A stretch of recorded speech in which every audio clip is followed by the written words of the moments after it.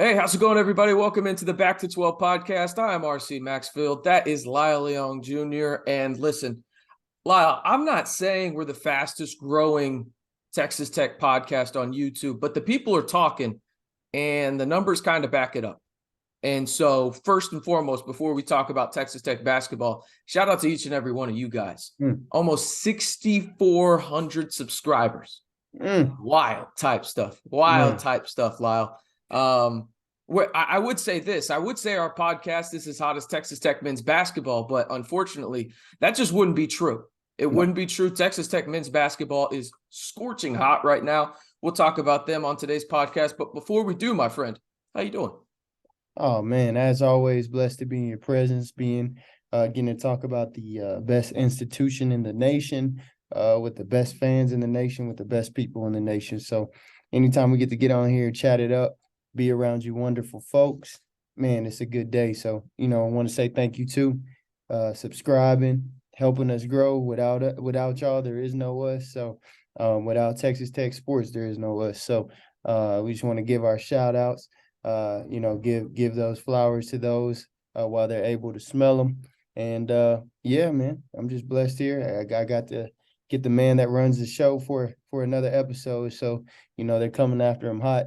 Tom Brady stepping down. They're trying to come take my man. So, each day we get to do a podcast again. I know it's a good day, my brother.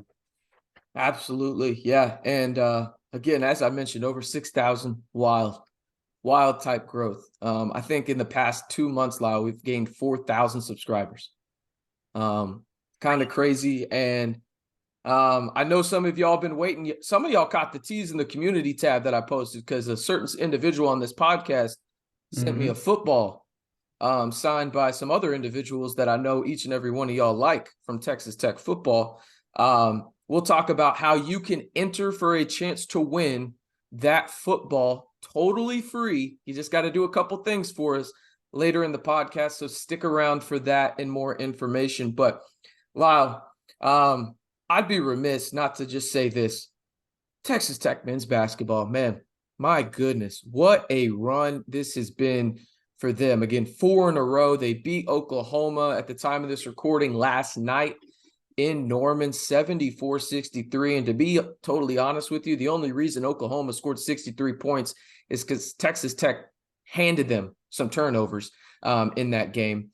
But the score doesn't really show how bad of a game that was for Oklahoma in terms of the score. I thought Texas Tech, it felt like they beat them by damn near 20.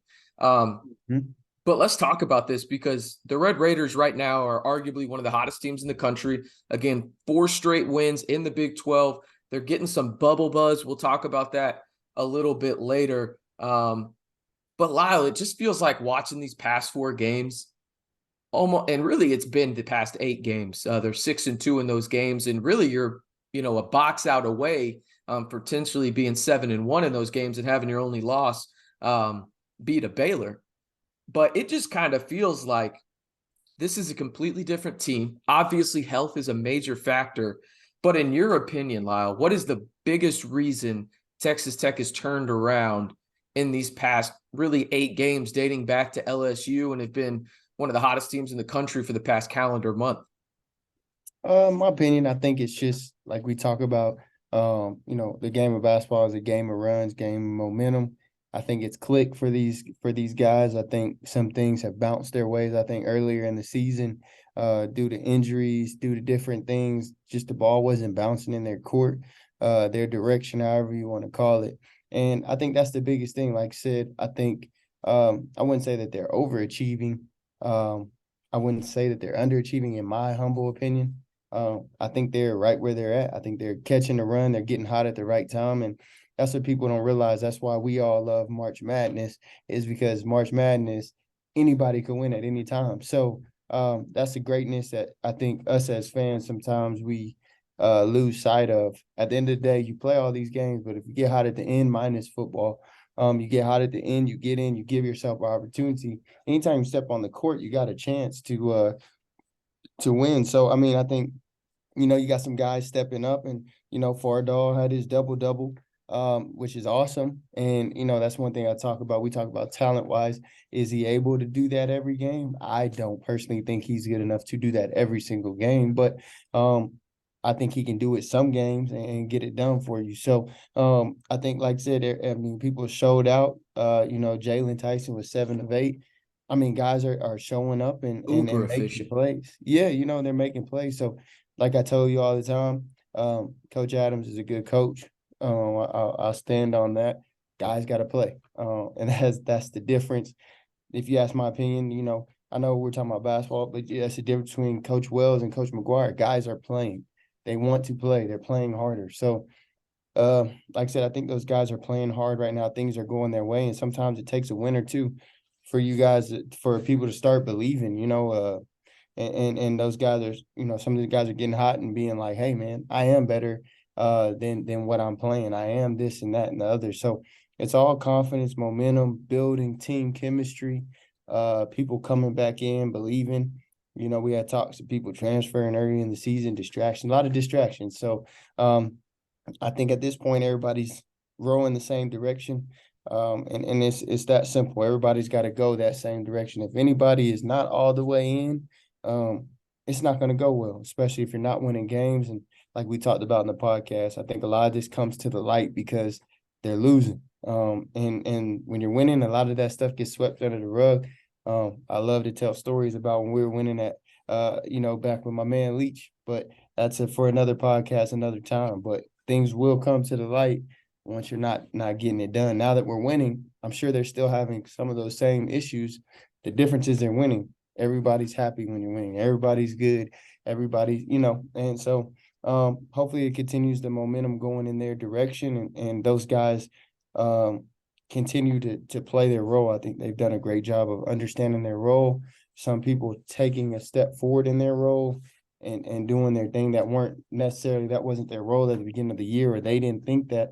They kind of stepped into that role. So everybody, we talk about this all the time. It's like a car. If you don't have a steering wheel, it doesn't matter how new your car is. If you don't have wheels, it doesn't matter how new your car is. Everybody's got to do their piece right now, and I think it's rolling in that momentum. So, like I said, we got a couple more games left, big games, and I think we'll see what these guys are made of. Are they satisfied? Are they hungry? Are they, because right now, the last couple of games, it's easy to get satisfied, and it's easy to be and be like, man, we are pretty good. You still got to perform, like I always talk about. So we'll see these next 3 games and see what they're talking about. How you feel Yeah, about no, it?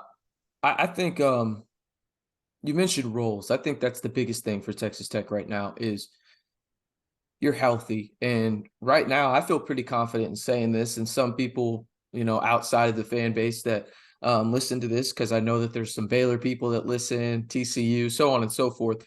They're not going to like what I say this, but right now, Texas Tech is playing like a top 15 team in the country. Okay. Does that mean they should be ranked in the top 15? No, because look what happened, in earlier Big 12 play. But if we're strictly talking right now, Texas Tech is a top 15 team in the country. That's not up for debate, in my opinion. And the reason being is this, as you talked about roles a little bit, Lyle, everybody's now in their role. And you and I differ on Fardaws tremendously. It's totally fine. I think Fardaws is the most impactful player in the biggest piece Texas Tech has. And the reason being is because he allows everybody else to be in the roles that they were recruited here to be. And what I mean by that is this allows Pop to be on the arc and let him thrive in his spot out on the perimeter and force defenses to drift away from the basket a little bit, which in turns allows Devion Harmon to have a little bit better lanes to get to the rim, Jaylon Tyson to find another soft spot and be that Swiss Army knife guy, or Kevin O'Banner to kind of sit ready in the corner for a 3 or run baseline. Right? Fardaws allows you to do a lot of things. And now by no means should he be getting all the credit because all these guys do different things. But I was told when I was out there to watch practice before the season started, hey, we're building this offense around Fardaws. This was before he got injured. I can tell you the practices look just like they're playing right now. And here's the thing when it comes down to it, if you're Texas Tech, you dug yourself a hole that no team has truthfully ever gotten out of. Like let's be real about it. At least in the sense of dug yourself that monumental of a hole and got out of it in the regular season where conference play or the conference tournament didn't matter, right? Texas Tech has the opportunity, and we'll talk about a little bit more in terms of where they stand in the NCAA tournament later in the podcast, but they have a legitimate opportunity to make it. And I think it's just as simple in terms of getting healthy right now for Texas Tech. But more importantly, I was critical of Mark Adams. I will continue to be critical of guys if they deserve it. It's never personal. It's just part of the business, right? But like you said during your part right there, like, you got to give people their flowers when they deserve it. Mark Adams and this coaching staff deserve some flowers right now. There's still work to be done. But one of the things I was super critical on was you're not making any adjustments. You were making no adjustments early on in the year. The past 4 games, Lyle, I can count at least 5 different defensive schemes they've been running, right? You weren't doing that until Iowa State. And so for me, that is one of the biggest things is it almost was like Mark Adams and crew to a degree basically, just said, F it, right? Like, let's just try stuff. Like, just F it and see what works. And sometimes that's the best thing you can do in life because you overthink it or you get stuck in your ways. But sometimes just saying F it and going out there and trying something completely new works out for you. And that's what Texas Tech has done right now because Devion Harmon has played exceptionally well. I mean, he was averaging 19.5 points per game going into last night. And if I would have told you, Lyle, before this Oklahoma game, that Devion Harmon would score 8 points, you'd probably say Texas Tech lost. Right? Right. And they won. I mean, and that's the thing. Like, now you need some bench production for sure. Your starter scored 67 of the 74 points last night. But at the same time, you don't need your bench to do crazy things. And that goes back to the role point that I want to talk about just a little bit more in the sense that who your starting 5 is. You just need bench guys like Elijah Fisher, Lamar Washington, Robert Jennings. You just need one of those guys, maybe 2 of those guys on a bad night to give you maybe 10 minutes, maybe 12 minutes of play where they come in and they just play with maximum effort, make minimal mistakes, and then just keep you in the game so your starters can be a little bit refreshed and give you a chance to win at the end of the game. And that's exactly what they've done. You've seen some of these guys grow up a little bit.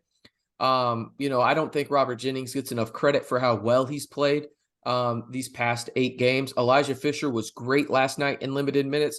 Lamar Washington has been up and down, but he's been solid in terms of the defensive end, but offensively, probably too many turnovers. But overall, right now, I could tell you this, Lyle. Nobody, and I mean nobody, wants to play Texas Tech right now. Nobody. They are one of the hottest teams in the country. And again, if they get to 7 wins, I firmly believe, Lyle, they are in the NCAA tournament. Like, I don't think there's a way you can keep them out. Right. Because the committee, they have shown time and time again that teams it's what you've done for me lately, unless your early resume is just crazy good, right? Mm-hmm. And Texas Tech right now is a top 15 team in the country. They're playing like one. They shouldn't be ranked, but they're playing like one, and that should be scary as hell for TCU, Kansas, and Oklahoma State, the 3 remaining teams on their schedule, because I thoroughly believe, again, if they just win your home games. If you beat TCU and Oklahoma State, you're in the NCAA tournament. It's that simple for me. Right. And I think 2 things on that, number one, I think too, just to give, I know we all been critical on Coach Adams, but just from a coaching perspective, sometimes you do that in practice and it ain't it. We run plays here at high school and we're like, man, that ain't it. And then we get to the game and we do it 3 weeks from now and it works out, and it hadn't worked one time in practice. So, I do want to say on that part, I'm all for trying if it's not working, but them dudes also see it every day, work on it every day. And Sure. if I'm going to lose doing air raid, because that's what I do, I'm not going to lose doing triple option. And I think that's kind of the mindset that he had. If we're going to lose to something that we're doing, not just trying new stuff. So maybe it, like I said, it clicked on and it worked and bam. But I think, like I said, if I'm going to lose, if I'm going to go down, it's going to be on what I the stuff that I want to do that I know. And then too, like I said, I always compare it to football. Like I said, when Crabtree was really good, or when Danny Amendola is really good, it's because there's 3 people on Crabtree. When Detron Lewis, all them cats had catches when I had catches, because there was 3 people on Crabtree. So, Harmon had 8 points, but that's because he's taking the focus and those other guys are stepping up. So that's how this works. And I think in the past, that's what was happening. Somebody would get hot, and people weren't stepping up. Pops, I seen Pops go around earlier season trying to score all the points. Last game, Pops had 11, O'Banner had 11, Tyson had 18. You know what I'm saying? Yep. Everybody stepped up in this op, so they have to feed off each other in order for them to continue being hot. And I think that's been the difference is, okay, you want to double team Harmon? Okay, cool, I'll step up. You want to leave him open? I'll step up. And when you got guys consistent like that in the starter of 5 guys, from a scouting report from a coach, what are we saying next week? Who are we watching when the guy that's been the hottest, his role was to dish it off and get other people open. Now what are we doing? And I think that's the thing that makes them so dangerous right now is just who are we stopping? Who are we stopping these guys? If they come off the bench, some of these guys like you mentioned, if they come off the bench, what are we doing? Who are we stopping? And I think that's been the difference of the past teams to this team. We haven't had this where, as the last couple of years, anybody could shoot, anybody could play defense, anybody could. And, I think this team is different from that. But I think, the last couple of games it just, when your number's called, you step up. And I think that's been the thing that's been tearing teams up because, like I said, right now, I don't know as a coach, and I'm not a basketball coach, but I don't know, watching the game, looking at the scouting report, what I'm doing, which direction are we going to go? We're going to let Harmon do his thing and give him a chance. We're going to make That's the the other beautiful people do aspect of it. You got a game plan for 5 guys. Right. And you talked about it too. I mean, Harmon was a focal point last night, but so was Kevin O'Banner. He was getting double teamed early on, and you could tell Porter Moser that was their game plan. Like, hey, let's make KO get doubled and figure everything out from there. And it worked well for them early on. They created a lot of turnovers from Texas Tech to the Sooners. Then Texas Tech made an adjustment, and they were like, oh, well, if you're going to double KO, we're just going to put Fardaws at the top of the key and let him navigate everything. And it was dunzo at that point. That's all she wrote. It was dunzo. You scored 41 points in the second half and only had 3 turnovers. I do want to get this in, though. Let us know down in the comments. It's going to be the pinned comment. Your one word, yes, your one word to describe this midseason turnaround for Texas Tech. Mine's historic because that's kind of what they're headed for right now. We haven't seen this before, but let me know down in the comments below your one word to describe this midseason Texas Tech men's basketball turnaround. Also, here's the information if you want that football for those that stayed around. This is all you got to do. I know y'all saw it in the community tab. That's all you got to do, though. Follow both myself and Lyle on Twitter, and then go over there. And in one singular tweet, add us both and send us a picture confirming a screenshot. Just send us a screenshot of our channel page, and it shows you being subscribed with the notification bell on. All right. And Lyle, let's give a date to this. What do you say? You have to be entered by Sunday? Yeah. Sunday, Lord's Day. That's a great day. There we go. We'll go Sunday. You got to be, you've got to do all these things. Again, pretty simple. Follow both Lyle and I on Twitter. You probably already do that anyway. And then add us both with a screenshot of the channel page for us, the Back to 12 podcast here, saying you're subscribed with the notification bell. And then we'll tell y'all the winner of the football on next week's podcast. But you got to be entered by Sunday. Got to be entered by Sunday. So there you go. And if you need a little bit of recap, if you didn't understand me explaining it, I'll have it in the comments below as well. But Lyle, let's transition a little bit to the tournament talk for Texas Tech. And again, a lot of work to be done. Let's put that right out on the table first, right? Like Texas Tech still has a lot of work to be done if they want to make the NCAA tournament. Right now, according to KenPom, they're the 50th. They're ranked 50th. Net ranking is 49, right? The big thing for Texas Tech right now is they need Oklahoma to win one of their last 3 games. not Texas Tech. They need Oklahoma to win one of their last 3 games. So that win against Oklahoma stays a quad 1 win. That's Right. big for Texas Tech. They need that. But again, this all comes back to this. You got TCU at home on Saturday, number 24 TCU at 11 a.m. I can tell you right now that will be a sellout at the USA. I promise you that will be a sellout. All right. Then you go to Lawrence, Kansas. Okay. Probably not going to win that game if you're looking at history and just Kansas is really freaking good. Okay. Then Oklahoma State on senior night at home. Again, I talked about a little bit earlier, Lyle. I think it's as simple as this for me. And maybe I'm getting too far ahead of myself, but I truly believe this as of right now. If Texas Tech beats TCU at home and beats Oklahoma State at home, I don't really care what happens in Kansas. You're an NCAA tournament team. I think it's legitimately that simple. Because if you have 7 wins in the hardest conference that has ever existed in college basketball, that is not a hyperbole or an exaggeration. Like, that is a fact. This is the hardest conference ever this year. If you win 7 games and you win, what would that be? I mean, 7 out of your last 9, 7 of your last 10 games, 7 out of your last 10. You deserve to be in the NCAA tournament. It's that simple, in my opinion. Your thoughts? Do you agree, disagree? You think they need to do something in Kansas City, or what do you think Texas Tech has to do to get into the NCAA tournament? My opinion, I think they have to win 2 out of 3. And I think they have to at least win 1. I in really Kansas do City? think that. Yeah, I think they got to win 1. Just for insurance in a sense. I think they have the capability if they win 2 out of 3 to get in, but everybody knows leaving it up to the committee, that's a It's a stressful Sunday. yeah, man. It depends on who daddy, granddaddy is in the committee.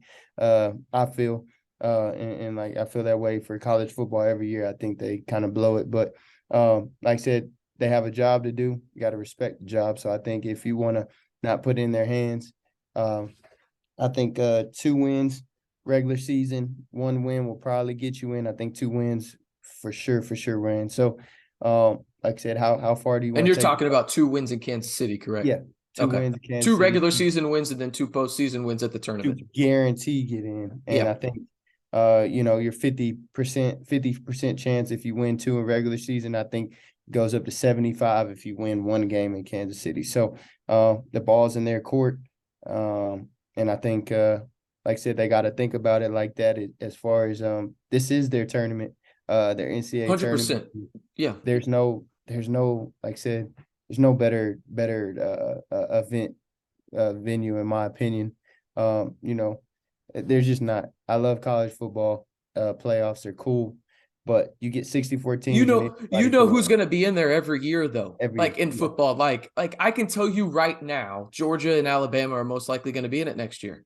Yeah, no, I agree, Like, and it's just cool to see like my favorite part about March Madness is just seeing those teams I've never heard of win. Like I root for the underdog every time unless it's Texas Tech. And I'm going to be in Vegas for that this week. This year, I'm going out with some buddies to watch the first weekend of March Madness out in Vegas, and I am excited as hell to do so. I am so excited. You're the real MVP because I know if that was me, I wouldn't see any games. I'd be there, be no game seen. Look, dude, we're gonna go to Caesars, there at the Bellagio and whatnot, and just watch games all day, drink, gamble, do degenerate stuff.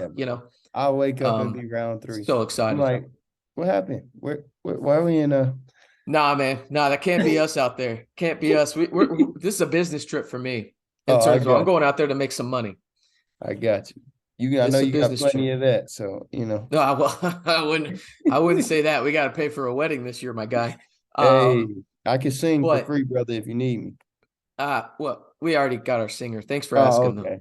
I'm free of charge, though, brother. You want to get no. This one's paying us. Oh, okay. Yeah. This one's paying us to sing at the wedding or something like that. Okay. No, but I do think I think if you win 1 at Kansas City and 2 in the regular season, that just solidifies you even more. If you're Texas Tech, the thing is I want to see how the committee looks at a team like Texas Tech, for example, and then they look at Arkansas. Reason I bring Arkansas into this is they have the same amount of quad one wins right now. Arkansas had a much better non-con schedule. To no fault of Texas Tech's own. They went to the Maui Invitational. It just so happened that Ohio State was garbage. Louisville is historically awful. And then the only good team they played was Creighton, who, by the way, got absolutely hoed last night against Marquette. Just absolutely hoed. Anyway, it's not their fault. Right? Like they tried to play in one of those tournaments and it just didn't work out for them in terms of who they played. And now I want to see it because, again, we talked about it. The Big 12 is so much better than the SEC. Like, I mean, legitimately, when I talk about conferences in college basketball this year, it should be number one Big 12. And to give them the amount of respect they deserve, we shouldn't talk about college basketball for 3 days. It's that great of a drop-off.